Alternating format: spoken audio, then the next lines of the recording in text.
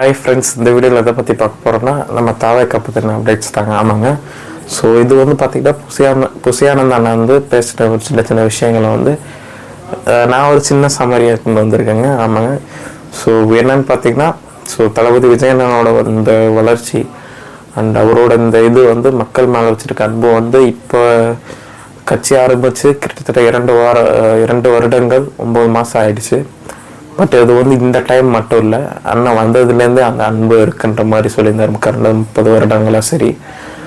So அவ்வளோ அன்பு வச்சுருக்காருன்றது, தாய்மார்கள் வந்து அவ்வளோ தாய்மார்கள், சகோதரிகள் எல்லாருமே வந்து அண்ணன் மேலே வச்சுருக்க அன்பு எந்த அளவுக்குன்ற மாதிரி ஹிண்ட் பண்ணியிருந்தார், சொல்லியிருந்தார். ஸோ அதே மாதிரி பார்த்திங்கன்னா எந்த ஒரு விஷயங்களும் வந்து தளபதி விஜயண்ணன் அவர்களை வந்து இது பண்ணாது, கண்டிப்பாக அண்ணன் நிமிர்ந்து நிற்பார் அப்படின்ற மாதிரி அவர் சொல்லியிருந்தார். ஸோ அதுதாங்க, அவர் பெரிய சப்போர்ட்டாக வந்து அண்ணனுக்கு இருக்காருன்றது இதில் சந்தேகமே வேணாம்.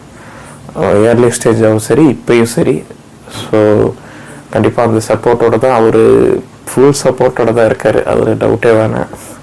ஸோ அதுதாங்க நான் சொல்ல வர்றது. அவர் ஃபுல் அண்ட் ஃபுல் ஒரு ஹேண்டாக வந்து அண்ணனுக்கு இருக்காருன்றது தான் ஒரு விஷயம்.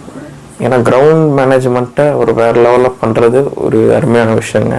புசியானந்த் அண்ணன் வந்து அந்த கிரவுண்ட் மேட்ச் பண்ணுறதா இருக்கட்டும், கிரவுண்ட் இது வந்து இது பண்ணுறதா இருக்கட்டும், ஸோ அது நல்லா பண்ணிகிட்டு இருக்காரு.